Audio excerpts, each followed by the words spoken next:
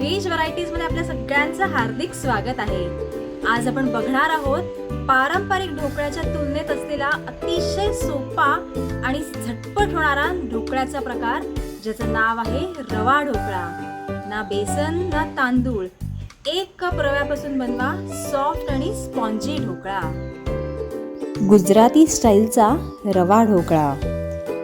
त्यासाठी मी इथे 2 वाट्या बारीक रवा घेतलेला आहे आणि त्यात 1 वाटी आंबट दही घालून घेते।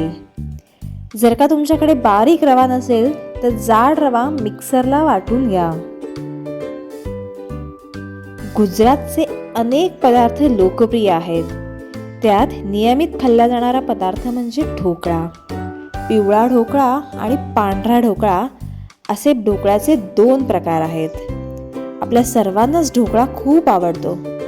ढोकळा सहसा बेसन घालून तयार केला जातो, पण तुम्ही कधी रव्याचा वापर करून ढोकळा केला आहे का? नसेल तर आज नक्की ट्राय करून बघा। आता आपण ह्यात 1 वाटी पाणी घालून कन्सिस्टन्सी ॲडजस्ट करून हा रवा छान भिजवून घेतलेला आहे। तो 20 ते 25 मिनिटं मुरायला ठेवून देऊया। साधारण 25 मिनिटांनी आपला रवा छान फुलतो, इथे तुम्ही बघू शकता। आता आपण त्यात आलं मिरची पेस्ट घालून घेऊया। मला जर का आवडत असेल तुम्ही कोथिंबीरीचा देखील वापर करू शकता। चवीनुसार मीठ आणि साखर देखील घालून घेऊया।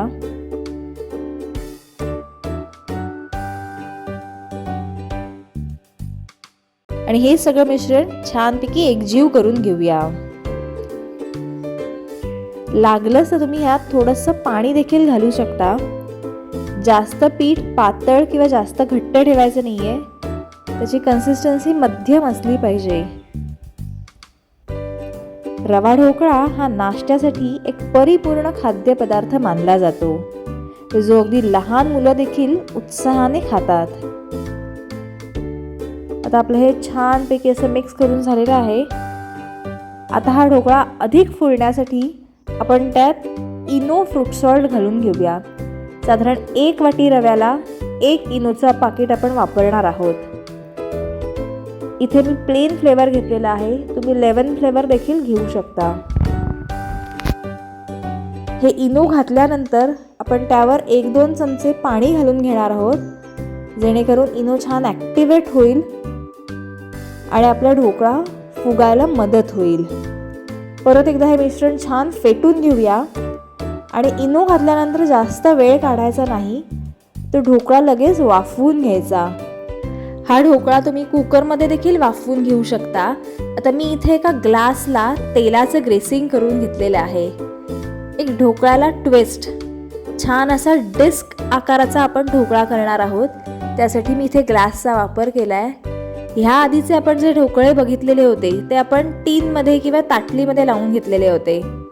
आता मी इथे पाणी तापत ठेवलेलं आहे आणि आपण हे ग्लास त्या पाण्यात ठेवून 20 मिनिटं हा ढोकळा आपण शिजवून घेऊया। हा अतिशय सोपा आणि झटपट होणारा ढोकळ्याचा प्रकार आहे।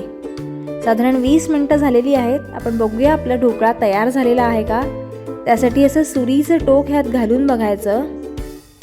जर का काही त्याला चिकटलं नाही तर समजावं आपला ढोकळा शिजला आहे, नाही तर आणखीन 5 ते 10 मिनिटं आपण हा ढोकळा शिजवून घेणार आहोत।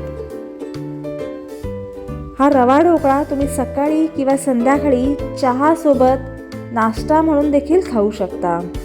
बेसनापेक्षा रव्याचा ढोकळा बनवणं अधिक सोपा आहे। आता आपला ढोकळा तयार झालेला आहे, आपण त्याच्या चकत्या करून घेऊया। असे छान गोल आकारात पीसेस कट करून घेऊया। आता आपण ढोकळ्यासाठी लागणारी फोडणी तयार करून घेऊया। त्यासाठी मी इथे तेल तापत ठेवलेलं होतं, त्यात मोहरी घालून घेते, थोडंसं जिरंही घालते। ते छान फुललं की आपण ह्यात भरपूर असा हिंग घालणार आहोत। हिंगाचा छान असा फ्लेवर येतो आणि आपला ढोकळा टेस्टी लागतो।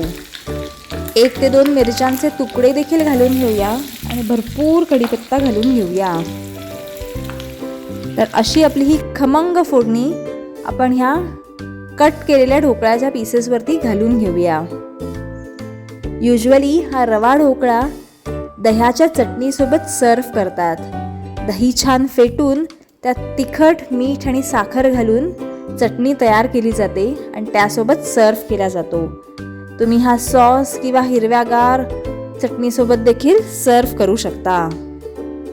हा गुजराती स्टाईलचा इन्स्टंट रवा ढोकळा तुम्ही देखील नक्की ट्राय करून बघा आणि रेसिपी आवडली असेल तर लाईक आणि शेअर जरूर करा. पुन्हा भेटूया अशाच एका नवीन रेसिपीसोबत. धन्यवाद.